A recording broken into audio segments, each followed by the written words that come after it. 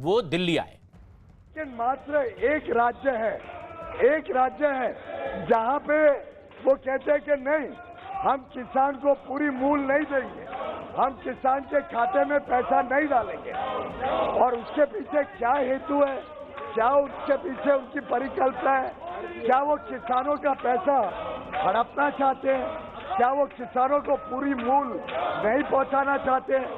मैं समझता हूं कि हमें पूछने के बदले जैसे पहले वो राज्य सरकार को पूछा करती थी, वैसे वो राज्य सरकार को पूछे कि आज पारदर्शी व्यवस्था मोदी सरकार किसानों के हित में ला रही है, मोदी सरकार किसानों को पूरा काम दिला रही है। और रही बात लैंड रिकॉर्ड की, किसानों से ही तो खरीदेंगे, जिसकी भी लैंड है लैंड रिकॉर्ड अपडेट करे, अपडेट कर दे कि मैंने इसको किराए पे दिया हुआ है, तो खरीदने में तो कोई हमने मना नहीं किया है।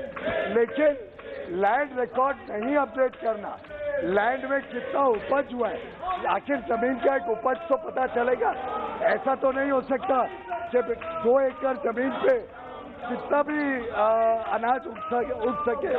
मैं समझता हूँ माननीय सांसद को आपके माध्यम से बताना चाहूंगा, एक अच्छी ईमानदार पारदर्शी व्यवस्था किसानों के हित में, किसानों को पूरा पैसा मिले और गलत जगह इस देश के करदाताओं का पैसा ना जाए, ये हम सबकी सामूहिक जिम्मेदारी है।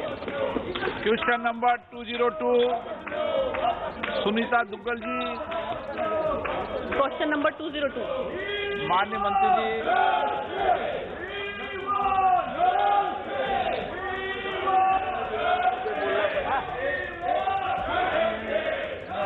आपकी अनुमति से प्रश्न पूछने दो, उसमें टाइम आप। अरे भाई तो फिर बात नहीं आएगी। नहीं प्रश्न पूछने दो, फिर बात करो।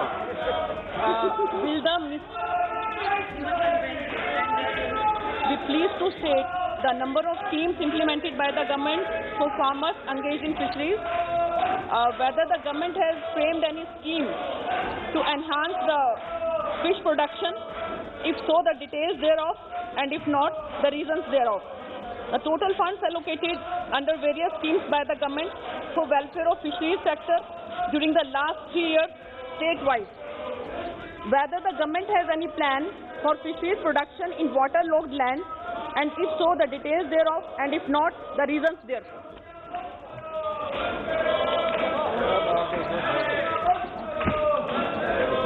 महोदय, मैं सारे प्रश्नों का उत्तर दे रहा हूं।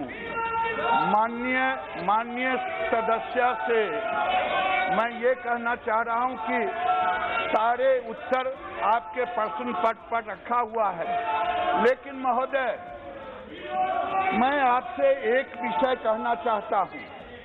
महोदय, अध्यक्ष महोदय, मैं आपसे विनती करना चाहता हूं, माननीय अधीर रंजन जी नेता कांग्रेस, कि मुझे ठेस लगा है।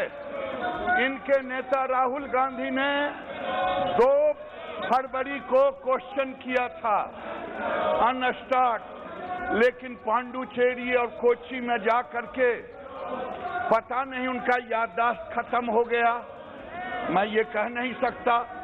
उन्होंने कहा कि ये मत्स्य फिशरी डिपार्टमेंट है ही नहीं, मैं सदन में आऊंगा तो एक अलग से मंत्रालय बनाऊंगा। मुझे अफसोस है महोदय कि ये किसका क्वेश्चन था। ये मैं संवैधानिक प्रश्न खड़ा कर रहा हूं, मैं ये संवैधानिक प्रश्न खड़ा कर रहा हूं अध्यक्ष महोदय। ये भारत सरकार, दीजिए आप जवाब दीजिए। जवाब दो।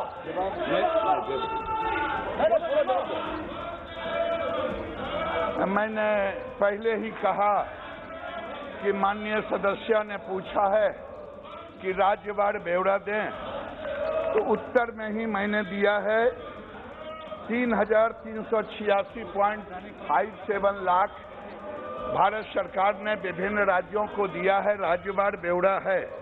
लेकिन अगर आप मुझे डिटेल पूछेंगी तो मैं उसका ब्यौरा आपके सामने रखने के लिए तैयार हूं कि आज देश में पहली बार महोदय एक विषय आपके सामने मैं रखना चाहूंगा।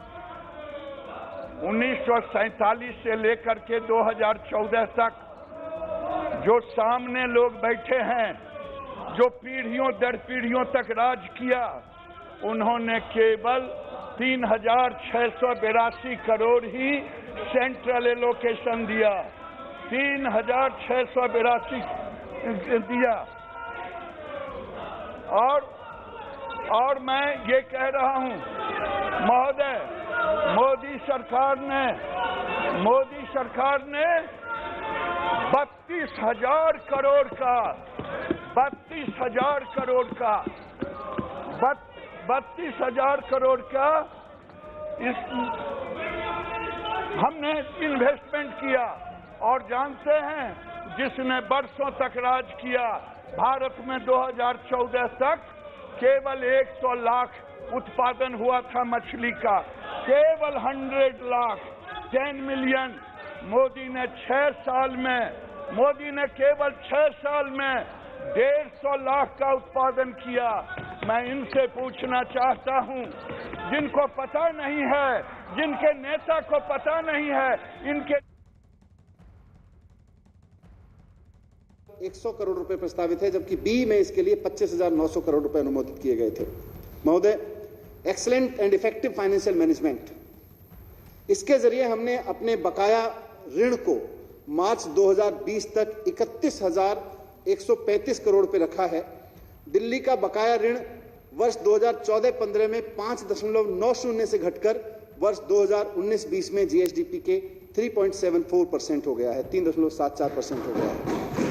2020-21 के बारे में रिजर्व बैंक के राज्य वित्त संबंधी आंकड़ों के अनुसार दिल्ली का लोन जीएसडीपी रेशो देश के बाकी सब राज्यों की तुलना में सबसे कम है, सबसे ज्यादा। और ये बात सीएजी ने भी माना था कि दिल्ली सरकार सरप्लस में चलती है। ये बात अब जो रिजर्व बैंक के राज्य वित्त संबंधी आंकड़े हैं वो भी पेश कर रहे हैं। अध्यक्ष महोदय, मैं कुछ इस साल के लिए सप्लीमेंट्री डिमांड भी रख रहा हूं। वर्ष 2020-21 के दौरान आरई में 891 करोड़ 87 लाख 40 हजार रुपए की सप्लीमेंट्री डिमांड्स की आवश्यकता होगी। इसके लिए मैं सदन का अनुमोदन चाहता हूं। अब मैं आपके समक्ष अगले वित्त वर्ष के लिए बजट अनुमान पेश कर रहा हूं। महोदय, हमारी सरकार के सत्ता में आने के पहले 2014-15 के दौरान राष्ट्रीय राजधानी क्षेत्र दिल्ली सरकार का कुल व्यय 30,940 करोड़ रुपए था, जो उनका बजट था 2014-15 का। मैंने अपना पहला पूर्ण बजट 2015 में जून में पेश किया था और उसमें 37,750 करोड़ रुपए का अनुमानित व्यय था। साल दर साल हम innovative schemes, welfare programmes, education, health, urban development के बहुत सारी योजनाओं पर ध्यान केंद्रित करते रहे और इन योजनाओं के लिए अपना खर्चा बढ़ाते रहे। मैं अत्यंत हर्ष के साथ 2021-20 के लिए 59,000 करोड़ रुपए का बजट प्रस्तावित कर रहा हूं। 69,000 करोड़ रुपए का बजट प्रस्तावित कर रहा हूं, जो 2014-15 में 30,940 करोड़